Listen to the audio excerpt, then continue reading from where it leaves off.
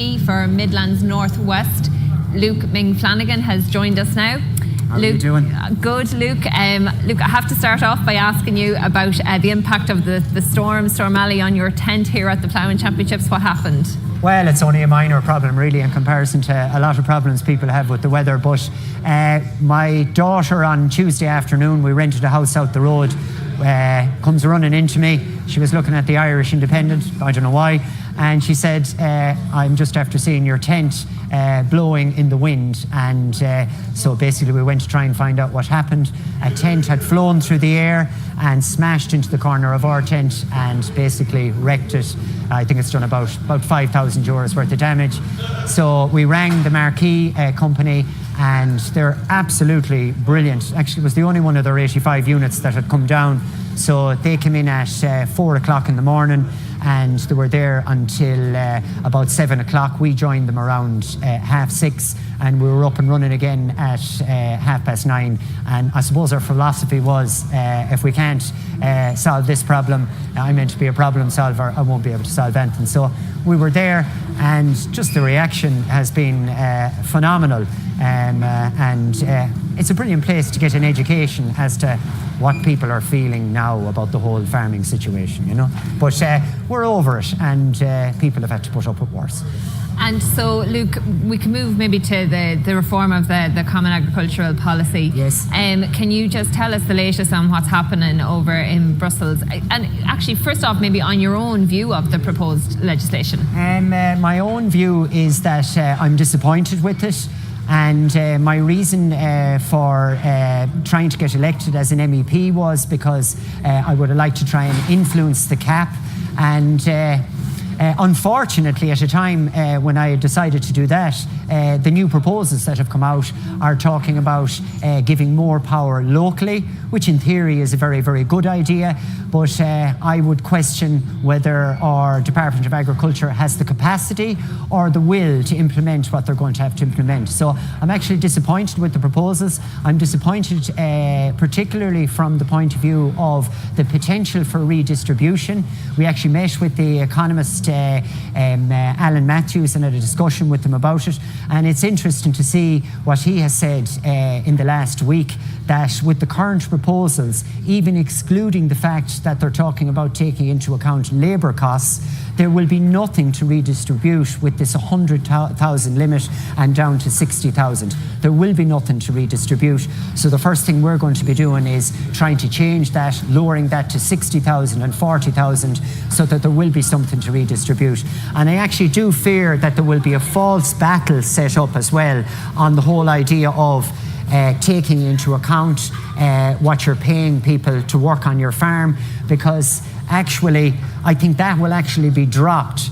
And I fear then some people will say, well, we've achieved something, but what will we have achieved? We'll still be at the situation where it's 100,000 cut-off point and a 60,000 cut-off point, and we will not see a redistribution of money. And my bottom line is I want to see more money going to the people who find it hardest to farm on their land and who the money was intended for in the first place. So a difficult start. It's a pity we didn't have Keolis's proposals again. On the capping of the direct payments, where they're talking about assessments on labour, as you mentioned there, yes, and income assessments as well. How do you think that could possibly be managed, either to find out, to monitor? Well, from the point of view of the core aim and what the Commission are continuously saying, I think they've said simplification about 1 billion times at this stage. It is not simpler. It's far more complicated. I think it's going down a strange route. And whatever about how complicated it is immoral. The idea that one farmer is working away on his land and he's getting a small payment, and his neighbour is getting paid to employ someone to do the same thing, and they have to compete against them. That is completely and utterly wrong, and that's something that we'll be fighting against. But I'll say it again, I fear that's a bit of a false battle. I can't see them going down that road, and I fear they'll say, well, now you've pushed us back a bit, that's all we're pushing back. And I think we need to do something about the actual capping of the payments as well. So. And the greater autonomy then for the member states you think that is not going to lead to a simplification? Well, look, people might see it a little bit ironic. Like, I got elected to the European Parliament on the slogan, "Take the power back." And you would say, well, that would be consistent with the whole idea of giving more power locally. And yes, in theory, that's a fantastic idea. But when you look at the mess that has been made at dealing with Pillar 2, where the packages are decided nationally and then sent out to Europe, I think there's a potential nightmare down the line of having this repeated, except for in even a bigger form. Because I've dealt with situations where I brought numerous farmers out to meet the Commission, DG Envy and DG Agri, on gloss payments, and they're told, go back to Ireland and tell them that, well, really, they've sent you in the wrong direction. They go back to the department and then they're told, well, actually, Europe is telling us this, and no one has ownership of it. At least when it was decided centrally in Europe, someone had ownership of it, and at least on Pillar 1 payments, you could go out and you could meet the Commission, and in fairness to them, they'd meet you at the drop of a hat and you'd get it sorted. Who's going to take responsibility for it now? And if they do go ahead with this, there's one thing that has to be introduced. They need a proper appeals process with an independent arbiter to make up their minds whether it's wrong or right, because someone has to take responsibility for it. And I'll say it again, in theory, of course, it makes more sense to do things locally, and I've been arguing that for local government, and I'd argue it for in people's own home. You know best what to do in your own home, and you don't want people telling you. But in this case, I fear it is impractical, because my experience and the farmers I deal with, their experience of the Department of Agriculture is that they are difficult to deal with. And if they're difficult to deal with on previous stuff, I say it's going to be a nightmare on this one. So I'll be fighting that. But Luke, do you not think that there are some advantages in the government, in the Department of Agriculture, being able to design schemes that could work, that we could target certain areas where there are major vulnerabilities? Brexit's coming down the line. Yes. The beef sector there's huge concern, huge worry about the beef sector. Do you not think that by giving greater autonomy to the Department of Agriculture, that they could develop schemes to protect, those most exposed? Yeah, the theory is absolutely brilliant, but in reality, it never seems to turn out like that, because you could say the same for gloss schemes. You could say, well, they can be really targeted and they can be designed locally, but at the end of the day, no one seems to take responsibility for them, and if there's a problem with them, then it just causes strife for farmers. So, okay, if the department has the capacity to deal with it and they're going to have to be given more funding, they're going to need more people to deal with this, yeah, fine, but will that happen? And also, I would question whether there is a culture that will go along with that in the department. And look, if I want to meet a department official, it seems to take weeks and weeks before they'll meet with me, whereas if I want to meet someone from DG Agri or DG Envy, they meet you at the drop of a hat. So my experience suggests that it will make it more difficult. But if our department was running as it should be, it would work well. So maybe our department might get its act together and that would make it work. Because in the last few years, Europe and Brussels have often been blamed as well, for being very bureaucratic. Yes, and that there's lots of I got elected potentially on blaming them. And from my experience of dealing with them, in many cases they are to blame. But in many cases, they are being blamed by the Irish government because they don't want to take ownership of different things, including the Birds and Habitats Directive. They didn't want to take ownership of that. They did nothing on it. They pretended pretty much to the Commission they were doing something about it, but they actually weren't doing anything about it. So, look, in many cases, the Commission might be to blame, but in an awful lot of the cases, it turns out not to be true. And what I got elected on, it would definitely suit me politically better to say otherwise, but it's not the case. Actually, in many cases, it is not the problem out in Europe. The problem is at home. In fact, in the new CAP, they're saying that there is potential to get rid of entitlements. The reality is, in the last CAP, if the department had been, or if our government had went the way they should have gone, they could have actually done that anyway. So, really, it suits people in a lot of cases to blame Europe, and it suited politicians on the turf cutting issue to blame Europe, but the reality actually was something different. There's going to be a much bigger emphasis on environment regardless. We know that. how do you think that's going to be a threat to farming in Ireland, to growth in farming, people going into farming? Will there be more regulation? It's going to be more cross-compliance based. What challenges do you envisage there? First things first on that. In order to maintain the CAP funding, whatever about the cut that's coming after 2027, in order to maintain even the concept of CAP, you need support from MEPs. And there are less and less people living on the land. So in other words, there are less and less people, less farmers voting for politicians demanding that they do stuff. And now what the public are demanding is environmental schemes. And because the vast majority of them don't come from farming backgrounds, they'll push for that regardless. So in order to maintain this money and to keep this money, an awful lot of that money is going to have to go towards environmental schemes. But they are going to have to be made simpler. But I think there's a positive for many of the areas that I represent who operate on high nature value land, operate on difficult land, or what used to be called bad land.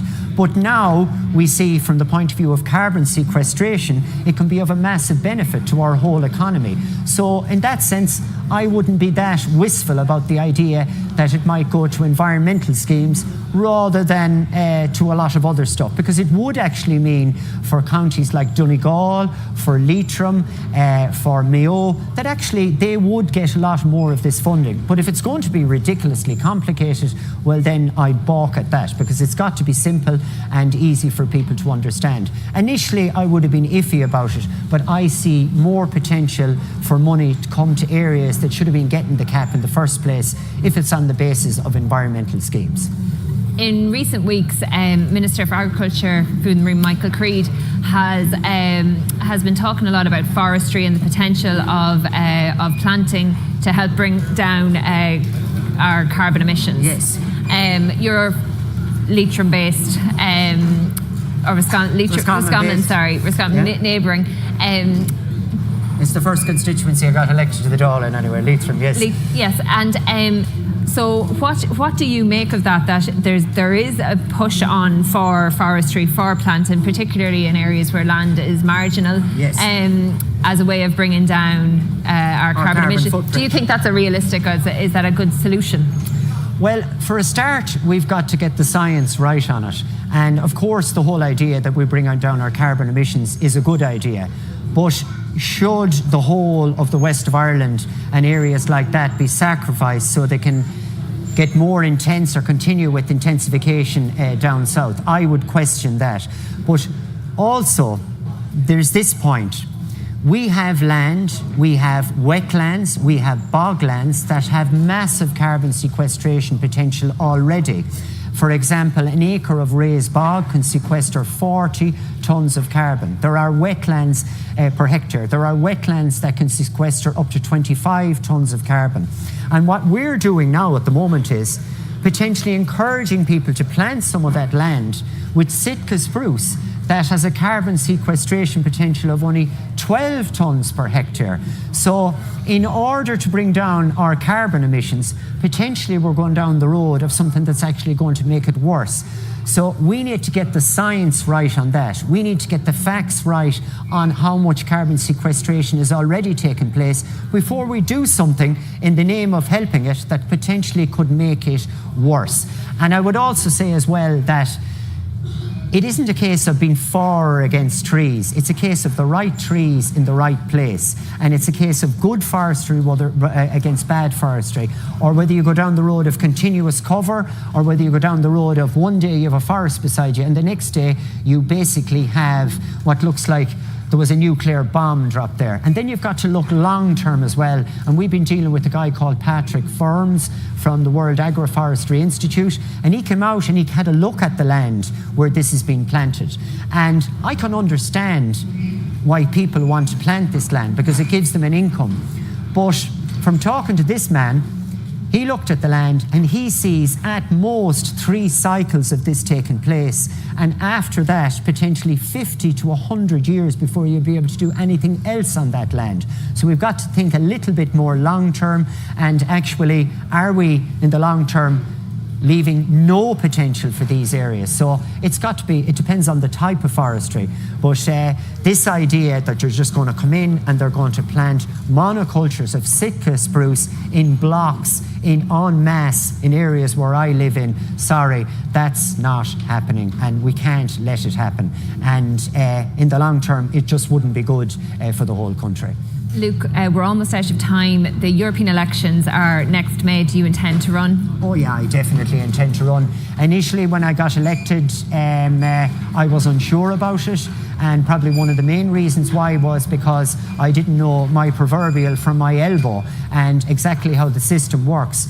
But now that I've been there for 4 years, I can see that I can have some sort of an impact. And people say, how can you have an impact if you're only 1 out of 750?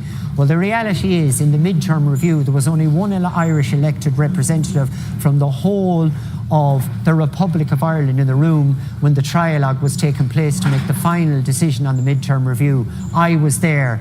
And in April, when we're getting close to deciding the cap, I will, because I'm the leader for my group on it, be the only elected representative from Ireland in the room to discuss that. So I feel that I know how to get into the right places to have an influence, and I want to try and do that again. We'll leave it there. Luke, thanks very much for joining us. Thank you.